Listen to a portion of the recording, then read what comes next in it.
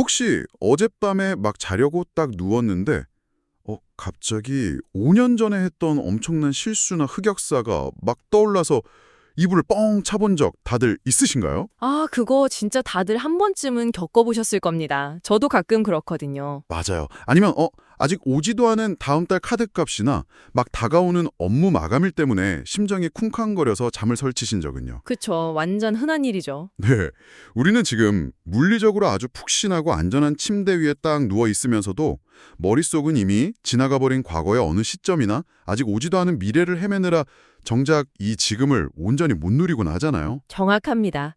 우리의 정신이 현재를 이탈해 있는 상태인 거죠. 그래서 오늘 저희가 집중적으로 파헤쳐 볼 텍스트가 바로 이런 우리의 일상적인 경험이랑 아주 깊게 맞닿아 있습니다. 여러분, 오늘의 딥다이브에 오신 것을 환영합니다. 오늘 우리가 다룰 자료는 보라, 지금은 이라는 제목의 아주 흥미로운 전자책입니다. 네, 오늘 다룰 내용이 진짜 우리의 뼈를 때리는 구석이 좀 많습니다. 맞아요. 이번 탐구의 핵심 미션은 아주 명확하거든요. 우리가 너무나 당연하게 여기는 그 시간이라는 개념을 완전히 해체해보고 지나간 과거나 오지 않은 미래가 아니라 오직 이 지금이라는 시간이 가지는 진짜 의미가 뭔지 깊이 들여다보는 겁니다. 자, 이 내용을 하나씩 풀어보죠. 전문가님, 우리는 과연 진짜로 존재하는 시간을 살고 있는 게 맞을까요? 와, 아주 예리하고 묵직한 질문으로 시작을 해주셨네요. 사실 우리가 일상적으로 막 느끼는 시간의 감각이랑 오늘 이 텍스가 서두에서 깍 진단하는 시간의 물리적이고 철학적인 현실은 완전히 다릅니다. 어떻게 다른가요? 저자가 우리가 실제로 소유하고 있는 시간이 과연 얼마인지 아주 정직하게 한번 계산해보자고 제안하거든요. 결론부터 딱 잘라서 말하자면 우리 손에 쥐어진 시간은 단 하나, 현재뿐이라는 거죠. 아, 현재뿐이다. 네, 과거는 아무리 찬란했든 아니면 고통스러웠든 이미 우리 손을 떠났잖아요. 타임머신이 없는 이상 우리가 다시 거기로 들어갈 수는 없죠. 그렇죠. 지나간 일이니까요. 그럼 반대로 미래는요? 미래는 아직 오지 않았기 때문에 당연히 우리 손에 없는 거고요. 게다가 뭐랄까, 미래라는 건 우리에게 딱 도착하는 그 짧은 찰나의 순간에 이미 현재로 이름표가 확 바뀌어버리잖아요. 아, 미래인 채로는 영원히 우리가 손에 쥘 수 없는 구조라는 거네요. 맞습니다. 영원히 만질 수 없는 신기루 같은 거죠. 맞아요. 저도 그 대목에서 텍스트가 든 컴퓨터 기계연산 비유가 꽤 흥미롭더라고요. 그 컴퓨터가 다음 상태의 화면이나 데이터를 만들어낼 때 복잡한 과거나 미래의 데이터를 어딘가에서 막 다 끌어오는 게 아니라는 거잖아요. 네, 오직 메모리에 올라와 있는 지금의 상태, 딱 그 하나만 가지고 다음 값에 계산해낸다는 원리였죠. 그러니까 지나간 모든 과거의 결과물은 이미 그 현재라는 상태 안에 약간 자국처럼 코딩돼서 남아있는 거고 오지 않은 미래는 아직 렌더링되지 않은 거니까요. 정확합니다. 아주 찰떡 같은 비유죠. 결국 기계든 사람이든 실제로 탭을 위에 올려놓고 쓸 수 있는 카드는 지금 이 순간 딱 하나뿐이라는 건데 저는 솔직히 이 논리를 따라가다 보니까 약간 서늘해지는 기분이 들더라고요. 어떤 부분에서 그렇게 서늘함을 느끼셨나요? 아니 만약에 과거나 미래가 실제하지 않고 우리 손에 있는 게 오직 그 짧은 찰나의 현재뿐이라면 인생이 너무 허무한 거 아닌가요? 허무주의로 빠질 수 있다. 네, 반대로 생각하면 약간 어차피 내일 일은 알 수도 없고 나한테 존재하는 건 오늘 하루뿐이니까 오늘 당장 막 쾌락을 줬고 내 맘대로 즐기자 이런 극단적인 욜로 마인드나 쾌락주의로 빠질 수밖에 없는 논리 구조 같거든요. 네, 정확히 그 지점이 이 텍스트가 짚어내는 가장 중요한 분기점입니다. 저자 역시 우리가 그런 서늘한 허무주의나 쾌락주의 결론에서 딱 멈추기 쉽다는 걸 아주 잘 알고 있거든요. 저자도 그걸 예상했군요. 그렇죠. 그래서 텍스트에서도 내일 죽을 터이니 오늘 먹고 마시자라는 식의 태도를 직접적으로 언급을 해요. 하지만 저자는 그 결론을 곧바로 배격해버립니다. 왜 배격하는 거죠? 왜냐하면 우리가 손에 쥔 그 유일하고 좁은 지금이라는 시간이 막 그냥 의미 없이 휙 흘러가 버리는 텅 빈 찰나가 아니라고 보기 때문입니다. 텅 빈 찰나가 아니다. 그럼 뭔가요? 저자의 설명에 따르면 사람에게 허락된 건 진짜 바늘끝처럼 좁디 좁은 지금이지만 바로 그 좁은 지금이라는 시간에 즉 하나님이 임재해 계신다는 거죠. 그러니까 우리가 물리적으로 측정하는 그 1초, 2초의 짧은 점이 아니라 그 현재가 신과 만나는 아주 거대하고 넓은 자리로 확장이 된다는 거군요. 맞습니다. 완전 정확히 보셨어요. 이 개념을 딱 받아들이게 되면 오늘이 막 단순히 어제 있었던 원인들의 결과물을 끈이라는 그 숨막히는 결정론적인 사슬도 확 끊어지게 되거든요. 결정론이 끊어진다? 과거의 상처나 실패가 뭐 오늘의 나에게 자국처럼 남아있을 있을지는 몰라도 그걸 뛰어넘을 수 있다는 뜻인가요? 네, 그 기계적인 인과관계 바깥에서 완전히 새로운 일을 시작하시는 분이 지금 이 순간에 함께 계시기 때문이라는 아주 강력한 논리죠. 와, 텍스트가 진짜 깊네요. 이걸 텍스트에 등장하는 구체적인 인물들의 사례에 적용해보면 훨씬 명확해집니다. 어리석은 부자의 비유가 아주 대표적이죠. 아, 그 부자 이야기요? 네, 이 부자는 어느 날 막 농사가 엄청 잘 돼서 곡식을 쌓아둘 곡간을 더 크게 지으려는 야심찬 계획을 세웁니다. 그러고는 속으로 생각하죠. 여러 해 쓸 물건을 많이 쌓아두었으니 이제 평안히 먹고 마시고 즐기자 하고요. 사실 현대 자본주의 사회의 관점에서 보면 이 부자는 약간 은퇴자금 계획을 아주 완벽하게 세운 스마트한 사람 아닌가요? 그렇죠. 파이어족의 모범 사례죠. 네, 셈법 자체가 틀린 건 하나도 없어 보이거든요. 리스크 관리도 뭐 철저하고요. 경제학적인 관점에서는 진짜 완벽하죠. 농사도 잘 지었고 재고를 보관할 공간이 부족하니까 인프라를 늘리겠다는 논리적 오류도 전혀 없고요. 그런데 뭐가 문제였던 건가요? 텍스트는 그의 그 완벽해 보이는 셈법에 치명적인 오류가 딱 하나 있었다고 지적합니다. 바로 그가 계획한 그 여러 해라는 미래의 시간이 이미 자기 주머니에 들어있는 확실한 소유물이라고 착각했다는 점이죠. 아, 미래를 벌써 당겨서 내 소유라고 믿어버린 거군요. 네. 성경의 그 부자를 비판한 이유는 그가 돈이 많아서나 부유해서가 절대 아닙니다. 아직 오지도 않은 미래를 자기가 다 가진 것처럼 계산해 놓고는 정작 오늘 밤 내 영혼을 도로 찾겠다고 하시는 그 절대적인 오늘은 전혀 준비하지 못했다는 거죠. 오지 않은 시간을 이미 소유한 것처럼 살았다. 이 통찰이 진짜 확 다가오네요. 확실히 우리는 미래를 막 대비한다는 명목하에 오히려 현재를 갉아먹는 경우가 되게 많잖아요. 맞아요. 우리 일상에서 너무 흔하죠. 그런데 그 뒤에 나오는 마르다와 마리아 이야기에서는 제가 솔직히 약간 반론을 제기하고 싶어졌어요. 어떤 반론인가요? 상황을 딱 보면 예수님이 집에 손님으로 찾아오셨는데 언니인 마르다는 손님 대접하려고 막 부엌에서 엄청나게 바쁘게 일하고 있었잖아요. 반면에 동생 마리아는 그냥 예수님 발치에 앉아서 말씀만 듣고 있었단 말이죠. 네, 익숙한 장면이죠. 근데 여기서 예수님이 일하는 마리아를 향해 좋은 편을 택했다고 칭찬하시잖아요. 솔직히 누군가는 밥을 해야 다 같이 먹을 수 있는 건데 일하는 게 나쁜 건 아니지 않습니까? 그렇죠. 밥은 누군가 해야 하니까요. 오히려 마르다가 상황 파악 제대로 하고 진짜 책임감 있는 어른의 행동을 한 것 같은데요. 너무 마르다만 억울한 거 아닌가 싶었어요. 아주 자연스럽고 타당한 의문입니다. 실제로 많은 분들이 그 대목 읽으면서 마르다한테 엄청 감정이입을 하시거든요. 그쵸. K장녀의 서름 같은 느낌도 들고요. 맞습니다. 하지만 텍스트는 결코 마르다의 그 노동이나 손님을 대접하는 수고 자체를 폄하하는 게 아닙니다. 여기서 아주 예리하게 짚어내야 할 핵심은 수고가 아니라 마르다에게서 나타난 몸과 마음의 어긋남이라는 심리적이고 영적인 상태거든요. 몸과 마음의 어긋남이요. 제가 이해한 게 맞다면 물리적인 위치랑 정신적인 위치가 서로 달랐다는 뜻인가요? 완전 정확합니다. 예수님이 마르다에게 하신 말씀을 온전 뉘앙스로 자세히 들여다보면 너가 많은 일로 염려하고 근심하나라고 딱 지적하십니다.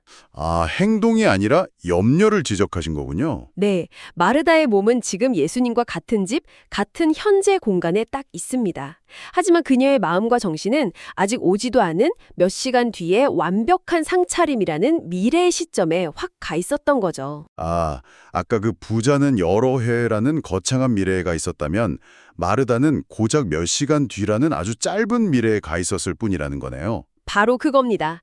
시간의 스케일만 다를 뿐이지 자기가 소유하지도 않은 그 미래의 환상독에서 허우적대느라 진짜 현재를 잃어버렸다는 구조적인 모순은 완벽하게 똑같습니다. 와, 소름 돋네요.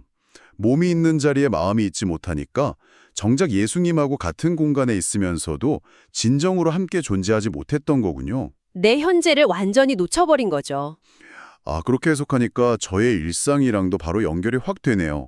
제가 퇴근하고 막 아이들이랑 저녁 먹고 있으면서도 머릿속으로는 막 내일 아침 회사 회의에서 발표할 내용 시뮬레이션 하느라 밥이 코로 들어가는지 입으로 들어가는지 모를 때가 진짜 많거든요. 그게 바로 마르다였네요. 그렇죠. 우리 안에는 다 마르다가 한 명씩 살고 있습니다. 근데 전문가님, 여기까지 막 우리의 일상을 뼈 때리게 해보하는 진단을 딱 듣다 보니까 청취자 여러분 중에는 오히려 마음이 엄청 무거워지는 분들도 계실 것 같아요. 무거워지실 수 있죠. 충분히. 나는 맨날 과거 후회하고 미래 걱정하느라 진짜 소중한 현재를 다 놓치고 살았구나 하면서 막 엄청난 죄책감이나 조급함을 느끼실 수도 있거든요. 맞습니다.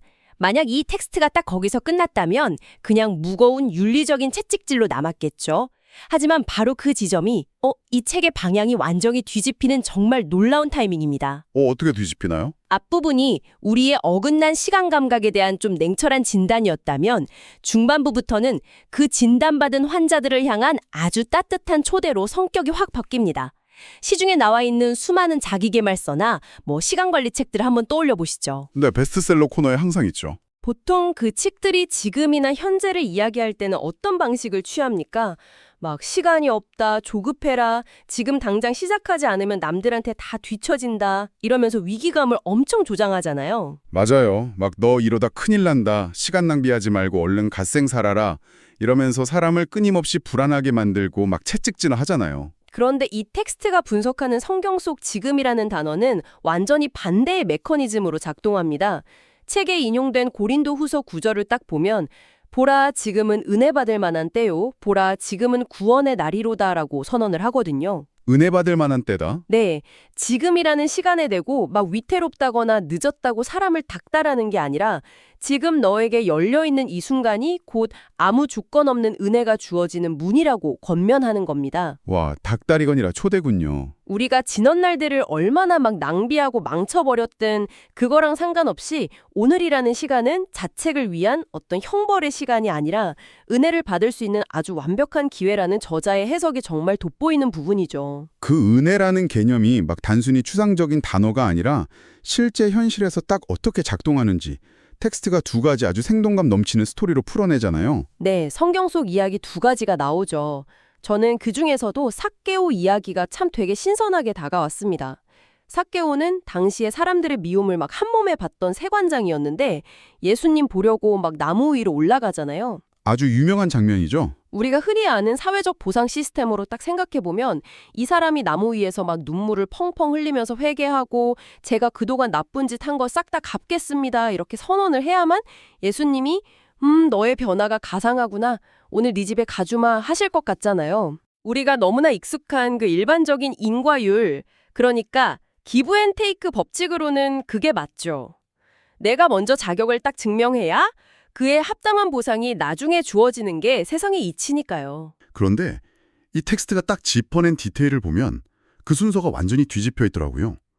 삭개오가 자기 결심을 막 밝히기도 전에, 심지어 나무에서 내려와서 그 엉망진창인 자기 집을 청소하기도 전에 예수님이 먼저 찾아오셔서 오늘 네 집에 유하여야 하겠다라고 선언을 해버리시잖아요. 네, 다짜고짜 찾아오신 거죠. 다음에 네가 착해지면 갈게 이게 아니라 진짜 묻지도 따지지도 않고 그냥 오늘이라고 하셨단 말이죠. 삭개오가 자기 재산 절반을 가난한 자들한테 주겠다고 변화된 모습을 보인 건 다 그 선언 이후의 일이고요. 아주 정확하게 보셨습니다. 변화가 먼저가 아니라 찾아오심이 먼저다.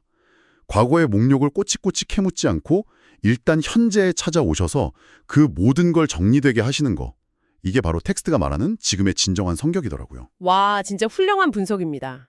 그리고 그 은혜의 성격이 아주 극단적으로 그리고 가장 절정으로 딱 드러나는 정면이 바로 뒤이어 나오는 십자가 위의 강도 이야기입니다. 아, 십자가 이야기요? 이 장면이 왜 이 책의 서사에 반드시 포함되어야만 했는지 그 심리적인 메커니즘을 뜯어보면 아주 깊은 울림이 있거든요. 우리가 막 자기계발서에서 지금 당장 시작합시다 이런 말을 딱 들을 때 우리 마음속 가장 깊은 곳에 쫙 깔려 작동하는 방어기제가 뭔지 아십니까? 글쎄요, 방어기제요. 바로 나는 이미 늦었어 라는 아주 짙은 포기와 체념입니다. 아, 진짜 완전 공감합니다. 다 소용없다. 내 인생은 이미 돌이키기엔 너무 멀리 와버렸고 고치기엔 너무 망가졌다. 약간 이런 체념이잖아요. 맞습니다. 그 패배감이죠. 근데 잠깐, 전문가님. 저는 솔직히 이 십자가 위의 강도 이야기 읽으면서 한편으로는 이 메시지가 좀 되게 위험하게 들릴 수도 있겠다는 생각이 들었어요. 어떤 점에서 위험하다고 느끼셨나요? 아니, 평생을 남한테 나쁜 짓 하면서 살았던 강도가 막 죽기 직전에 그냥 예수님께 말 한마디 잘해서 구원을 딱 받는다면 매일매일 유혹 참아가면서 선하고 좀 도덕적으로 살려고 애쓰는 우리 평범한 사람들의 노력은 무슨 소용이 있나 싶거든요. 억울할 수 있죠. 이거 솔직히 너무 불공평한 일종의 하이패스나 프리패스 아닙니까? 아주 예리하고 정말 중요한 지적입니다. 철학적으로나 신학적으로도 늘 제기되는 딜레마거든요. 형평성 문제죠. 맞아요. 너무 억울하잖아요. 하지만 저자가 굳이 이 극단적인 사례를 가져온 이유는 결코 우리가 선하게 살려는 일상의 노력을 무가치하다고 말하려는 게 아닙니다. 오히려 인간이 만들어 놓은 그 시간의 한계라는 잣대를 완전히 박살내기 위함이거든요. 시간의 잣대를 박살낸다. 십자가에 못 박히니 강도를 한번 보십시오. 그는 말 그대로 인생의 마지막 몇 시간, 어쩌면 진짜 몇 분밖에 남지 않은 사람입니다.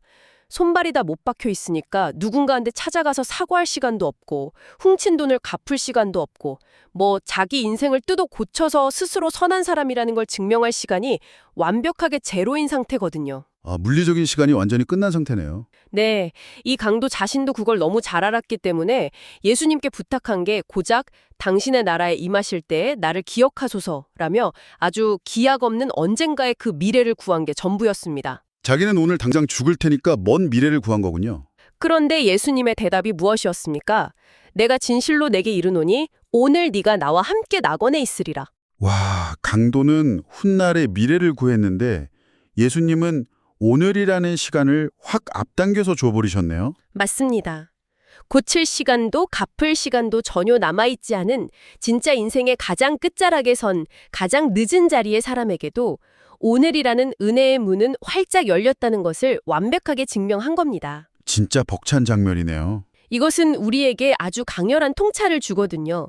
늦음의 기준은 우리에게 있지 않다는 것이죠. 저자는 이 대목을 통해서 지금 청취자 여러분에게 묻고 있는 겁니다. 어떤 걸 묻고 있는 건가요? 당신이 인간관계를 완전히 포기했든 오랫동안 선한 일이나 꿈을 미뤄뒀든 세상의 잣대로는 도저히 돌이킬 수 없이 너무 늦어버린 것처럼 보이는 그 절망적인 자리에서도 신에 딱 개입하는 순간 여전히 따뜻하게 열려있는 문은 언제나 오늘이라는 사실을요. 와, 막 문 닫기 직전에 헐레벌떡 뛰어들어온 사람한테도 그 안쪽 자리는 똑같이 다 따뜻하다는 텍스트의 비유가 진짜 묵직하게 다가오네요. 만약 이미 늦었다고 생각했던 것들, 스스로 좀 자포자기했던 삶의 영역이 있다면 청취자 여러분도 오늘이라는 이 진짜 너그러운 문을 조심스럽게 한번 다시 열어보시면 좋겠다는 생각이 듭니다. 저도 깊이 동감합니다. 자, 그렇다면 논리적으로 그 다음 질문이 딱 떠오르거든요. 지금까지 우리가 나눈 삭개오 이야기나 십자가 위의 강도 이야기는 어쨌든 2000년 전에 저 멀리 중동 지역에서 일어난 과거의 역사 이야기잖아요. 역사적 팩트죠. 네. 그렇다면 수천 년 전에 이 오래된 텍스트가 지금 이어폰을 딱 꽂고 이 방송을 듣고 있는 청취자 여러분에게는 대체 어떻게 이게 나의 현실 사건이 될 수 있다는 걸까요? 텍스트가 후반부 결론으로 향하면서 이 의문을 풀어내는 방식이 정말 절묘하더라고요. 네, 그렇습니다. 후반부인 7장은 예수님이 회당에서 아주 오래된 예언서, 그러니까 이사야의 두루마리를 쫙 펴서 읽으시는 장면을 집중적으로 조명합니다. 네, 사람들이 다 모여있는 곳이었죠. 포로된 자에게 자유를, 눈 먼 자에게 다시 보게 함을 전파한다. 이런 무려 수백 년 전에 기록된 낡은 글을 소리내서 쫙 읽으시죠.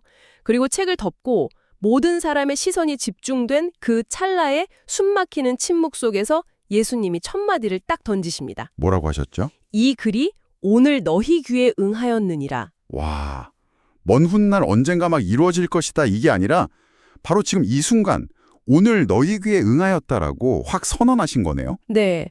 이 대목에서 저자가 차용한 비유를 조금 더 제가 생생하게 확장해 보겠습니다. 청취자 여러분, 여러분의 책상 서랍 아주 깊은 곳에 오랫동안 접어둔 옛날 편지가 하나 있다고 한번 상상해 보십시오. 먼지가 뽀얗게 서여 있겠네요. 네, 그 편지는 쓰인 지 막 10년, 20년이 지났을지도 모릅니다. 하지만 먼지가 쌓인 그 편지를 당신이 딱 꺼내서 봉투를 뜯고 활자를 쭉 읽어내려가는 바로 그 순간, 그 편지는 과거의 유물이 아니라 오늘 당신에게 온 편지로 부활하게 됩니다. 오늘 당신에게 온 편지다. 저자는 성경이라는 옛 글 역시 똑같다고 말합니다. 그것은 죽어있는 역사책이나 박물관에 박제된 교훈이 아니라 당신이 마음을 열고 귀를 기울이는 바로 오늘, 지금 당신의 현실 속에서 생생하게 살아 숨쉬는 오늘의 사건으로 변모하게 된다는 것이죠. 서랍 속 오래된 편지가 딱 펼쳐지는 순간 오늘 나에게 온 편지가 된다. 텍스트 전체를 관통하는 아주 탁월한 통찰인 것 같습니다. 자, 이렇게 해서 우리는 시간의 환상에서 막 시작해서 은혜의 메커니즘을 쫙 지나 마침내 결론부인 에필로그에 딱 도착했습니다. 책 시리즈 중에서 하나의 문과 같은 역할을 한다고 책 스스로가 딱 밝히고 있거든요. 만약 우리가 저자의 논리대로 이 문을 잘 통과했다면 우리는 시간의 셈법을 완전히 바꾸게 된 셈입니다. 차원이 달라진 거죠. 숨 막힐 듯 꽉 닫혀서 매일 우리를 후회하게 만드는 그 과거의 감옥이나 아직 오지도 않아서 우리를 불안에 덜덜 떨게 만드는 미래의 환상에서 마침내 탁 빠져나오게 된 거잖아요. 완전히 동의합니다.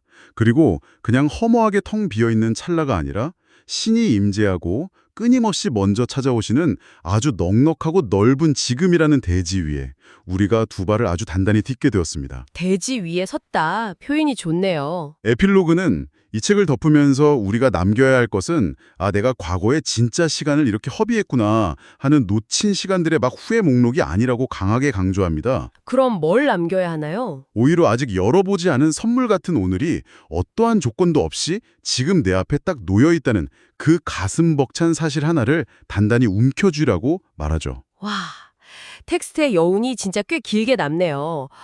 다음 이어질 내용에서는 이 오늘이라는 낱말을 훨씬 더 깊이 파고들어서 그렇다면 이 오늘이라 일컫는 동안에 구체적으로 우리는 어떤 행동을 해야 하는가, 또 왜 영생이라는 것의 시제가 저 먼 미래형이 아니라 지금 당장의 현재형인가를 다룰 예정이라고 하니까 앞으로 이어질 논의도 너무 기대가 됩니다. 네, 다음 내용도 아주 강력할 겁니다. 만약 오늘 저희가 다룬 저자의 전제를 딱 받아들인다면 우리 청취자 여러분들의 일상도 꽤 많이 달라질 것 같아요. 과거의 후회나 미래의 염려로 마음이 계속 다른 곳을 헤매고 계신다면 이 텍스트가 제안하는 것처럼 마음의 주파수를 다시 현재로 딱 맞춰보는 것도 아주 좋은 실험이 될 것 같거든요. 바로 이 대목에서 청취자 여러분 스스로 한번 곰곰이 고민해 보실 만한 아주 중요한 질문이 하나 떠오르네요. 어떤 질문이죠? 많은 분들이 영원한 삶 혹은 영생이라는 것을 우리가 다 죽은 뒤에야 비로소 저 너머에서 시작되는 끝없는 시간이라고 되게 막연하게들 생각하십니다. 보통 다들 그렇게 생각하잖아요. 천국 가서 영원히 사는 거. 하지만 만약 저자의 논리처럼 영생이라는 것이 미래의 어느 시점에 막 주어지는 보상이 아니라 신이 개입하는 이 넉넉한 현재를 통해 지금 당장 이곳에서 누릴 수 있는 현재형의 삶이라면 어떨까요? 지금 당장 누리는 현재형의 삶이요? 네. 오늘 이 탐구의 시간이 딱 끝난 직후에 청취자 여러분에게 주어질 그 앞으로의 10분을 만약 저자의 관점대로 온전히 살아본다면 과거의 흑역사나 내일의 걱정에 전혀 쫓기지 않는 여러분의 그 10분은 과연 어떤 밀도와 색깔을 띠게 될까요? 와, 머릿속을 계속 맴도는 그 과거의 이불킥이랑 내일의 막연한 불안들은 아주 잠시만 내려놓으시고요. 지금 바로 이 순간 활짝 열려있는 이 거대한 오늘을 청취자 여러분도 한번 온전히 겪어보시기를 바랍니다. 여러분에게 주어진 그 선물 같은 지금을 저희가 깊이 응원하면서 오늘 저희가 나누는 이 팁다이브 탐구의 시간은 여기서 마치도록 하겠습니다. 끝까지 함께해 주신 여러분 진짜 감사합니다.